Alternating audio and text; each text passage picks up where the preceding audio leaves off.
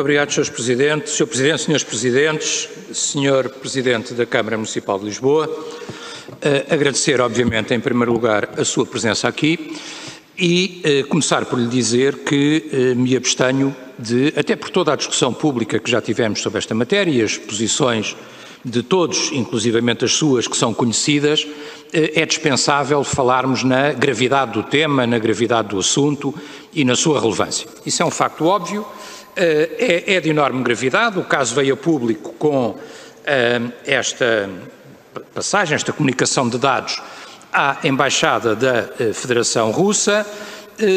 Não é irrelevante quando estes dados são comunicados a embaixadas de países que têm, obviamente, do ponto de vista dos direitos humanos, do respeito dos seus opositores, posições e condenações, inclusivamente no plano europeu, como tem a Federação Russa.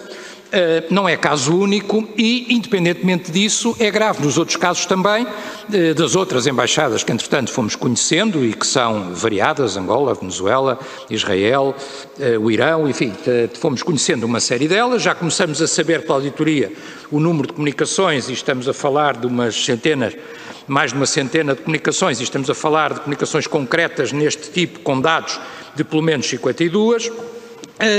Era grave em qualquer caso e é, na minha opinião, e é essa a abordagem que eu aqui quero fazer, contraditório, obviamente, com todos os valores que nós procuramos defender e que procuramos respeitar no nosso país e que, presumo eu, a Câmara de Lisboa, obviamente, que defende e que proclama defender. Dito isto, dizer-lhe, Sr. Presidente, que tenho registado que o Sr. Presidente tem procurado, de todas as formas possíveis, afastar-se deste assunto e desta matéria. Primeiro teve conhecimento pelos jornais, depois o problema era da lei, de uma lei do pós-25 de Abril, não ser até do regime anterior foi uma sorte, depois a culpa era dos governos civis, de alguma forma ainda havia intervenção dos seus antecessores, de alguma forma sabemos que não foi assim, até porque o seu antecessor, António Costa, terá, não se pronunciando sobre o assunto em concreto, mas terá emitido uma diretriz que recomendava de resto a comunicação só às autoridades e às forças de segurança e ao MAI desta mesma matéria, e portanto também por aí não faz muito sentido, e no fim deste processo todo, Sr. Presidente, a culpa será dos funcionários da Câmara, dizendo-nos precisamente o mesmo António Costa que este assunto na Câmara de Lisboa é um assunto de balcão. Isso é obviamente uma coisa que o Sr. Presidente terá que esclarecer aqui, quer dizer, um assunto deste tipo, a comunicação a uma embaixada de um país estrangeiro, de dados pessoais de manifestantes com nomes, moradas, etc., na Câmara de Lisboa é uma coisa que está à mercê do primeiro funcionário do balcão que se possa confrontar com esta mesma matéria. Isto é assim na Câmara de Lisboa. O Sr. Presidente pode-nos dizer aqui que não soube e que não sabia, não era o seu gabinete que tratava desta mesma matéria, porque todos os dados que nós temos, quer dizer, de resto a incumbência legal é de comunicação ao Presidente da Câmara, logo à partida, e portanto se não sabia tinha a obrigação de saber. Depois, aparentemente, quem tratava deste assunto na Câmara era o seu gabinete e, portanto, eu diria, Sr. Presidente, e confronto com isso, que das duas uma, ou de facto o Sr. Presidente não sabia e não sabia de nada, ou se sabia de um ou de outro assunto que particularmente o interessava na Câmara, mas deste tipo de assuntos não sabia de nada, o que é de uma enorme gravidade, ou então teria forçosamente que saber e obviamente que entraríamos aí numa discussão sobre a questão da responsabilidade política, como é evidente, porque, Sr. Presidente, um assunto que é tratado por um gabinete que está na sua dependência direta, que tem estas informações. Nós sabemos, inclusivamente, que a propósito da ação, penso que é assim que se chama, da ação de solidariedade com a Palestina, existiu em 2019 uma queixa concreta.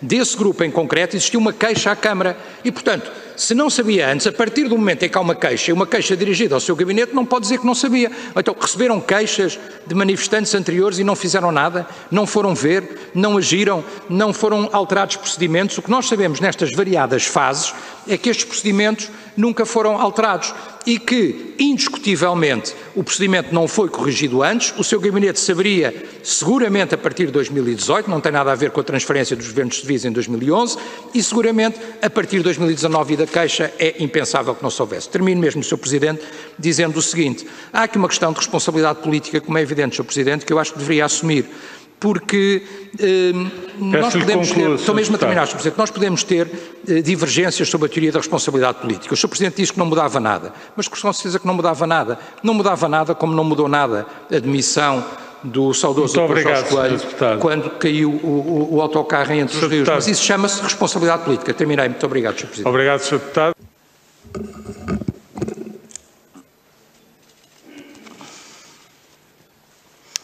Muito obrigado, Sr. Presidente. Eu começo por saudar os senhores Presidentes das duas comissões, agradecer o convite para estar aqui hoje. É um gosto, aliás, regressar a esta casa, na qual estive com gosto, fui titular durante alguns anos e também participei regularmente, fui escrutinado várias vezes como membro do Executivo. É um gosto aqui estar hoje. Quero também saudar todas as senhoras e senhores deputados. Bom, primeiro ponto. Este trata-se de um assunto grave. Um assunto que mexe com um sentimento particularmente importante, que é o sentimento de confiança de quem quer exercer o direito à manifestação em liberdade. Liberdade que a lei confere, mas liberdade também que as instituições têm que conferir para que seja exercido em confiança e em segurança. E este ponto que faço com sublinho este ponto, porque é precisamente aquilo que justifica todo o empenho que temos tido no esclarecimento de porque é que as coisas aconteceram como aconteceram e na definição das medidas para corrigir aquilo que é necessário corrigir para o futuro. É por isso um exercício de verdade, de transparência, um exercício que começa precisamente com este facto. Em Lisboa, valorizamos de forma absoluta o direito de cada cidadão nacional ou estrangeiro em território português a se poder manifestar em liberdade, em segurança, nos termos que a lei prevê. E aquilo que hoje é do conhecimento de todos é que isso não aconteceu num caso que é público, e quando tive conhecimento desse caso, não me foi difícil intuir de que possivelmente nós não estaríamos perante um caso isolado, estaríamos perante um caso que teria acontecido e que se teria repetido mais vezes. Daí, desde o primeiro momento, ter solicitado uma auditoria com caráter de urgência, que de forma pública e transparente, pouco mais de uma semana depois, é do conhecimento de todo o país. É conhecimento da comunicação social, é conhecimento do Parlamento, é conhecimento, naturalmente, em primeiro lugar, dos órgãos do município. E é sobre ela e é nela que podemos encontrar o conjunto das explicações fundamentais para aquilo que sucedeu. A primeira nota que gostava de fazer é que na auditoria que solicitei, que é uma auditoria de urgência, que está obviamente balizada na sua profundidade pelo período e pelo tempo curto para a sua execução, pedi que fosse analisado todo o período,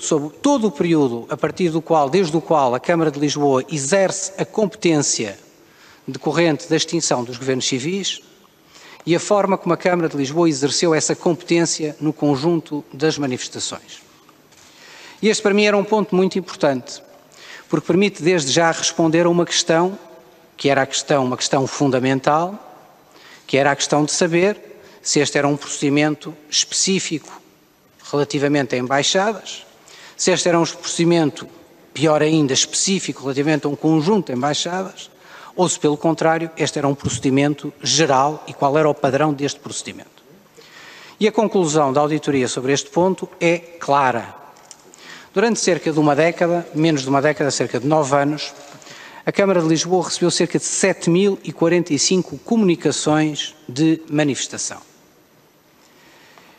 Esse protocolo sobre a forma como as comunicações eram tratadas está disponível no relatório da auditoria, foi definido à época do Presidente António Costa, em articulação com a que seria a futura ex-Secretaria-Geral do Governo Civil de Lisboa, Polícia de Segurança Pública e Câmara de Lisboa, e assentava numa cópia, numa aproximação àquilo que eram os procedimentos adotados pelo então Governo Civil, com o envio dos avisos de comunicação a entidades como a Polícia de Segurança Pública, o Ministério da Administração Interna e a um conjunto de entidades relevantes em função da matéria, nomeadamente órgãos de soberania. Gostava de sublinhar já um ponto: este leque das entidades ao qual eram enviadas resultam de uma prática solidificada e fundada certamente, de certeza, naquilo que foi o acumulado de conhecimento da aplicação da Lei das Manifestações, feita pelos governos civis desde o ano de 1974 até o ano de 2012. Porque eram, no fundo, eles a entidade que, ao longo de todo este longo período, tiveram a responsabilidade de aplicar, interpretar,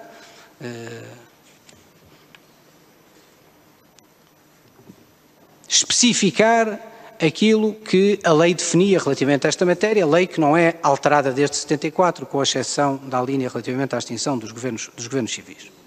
E por isso a prática desse envio às embaixadas insere-se dentro desse protocolo de 2012 numa prática que vinha de trás.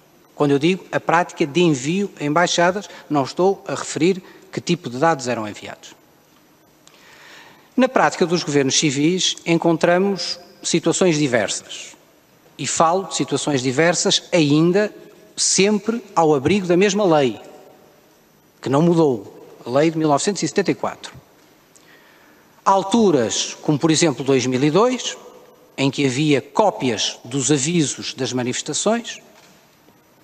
Há alturas, como em 2012, em que eram comunicados o primeiro subscritor da manifestação e depois um conjunto adicional de informações.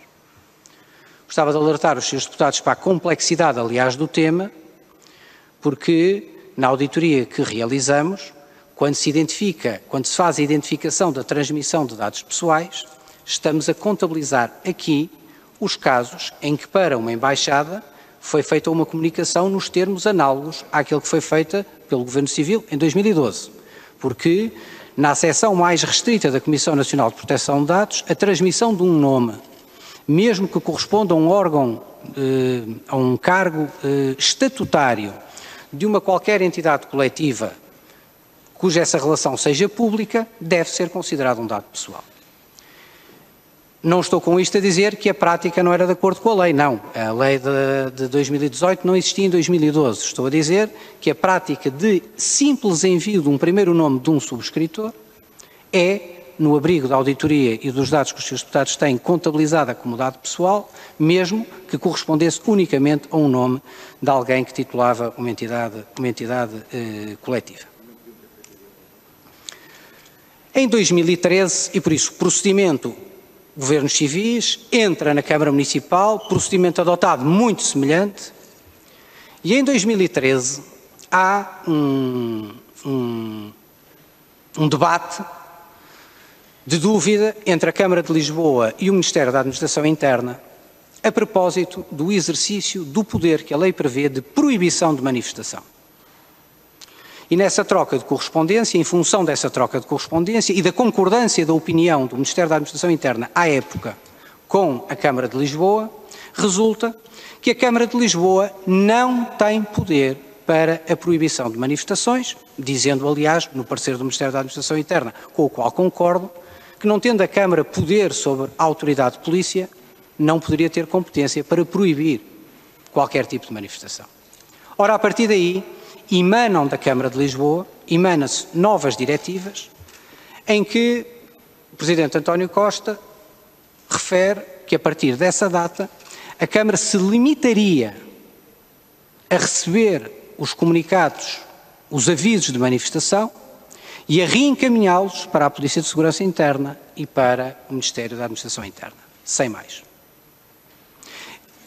É claro nas minutas, que também constam no relatório da auditoria, que esse envio se deveria informar, aliás, as autoridades que a Câmara não dispunha de outra competência.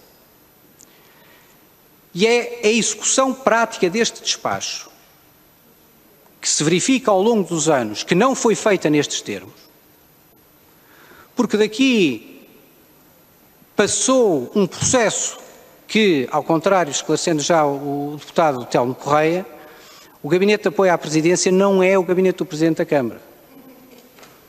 O Gabinete do Presidente da Câmara é um gabinete que está definido numa nomenclatura própria, numa deliberação própria dos órgãos municipais e é, como os gabinetes dos vereadores, gabinetes de nomeação política, não necessitando, aliás, de ser funcionários do município.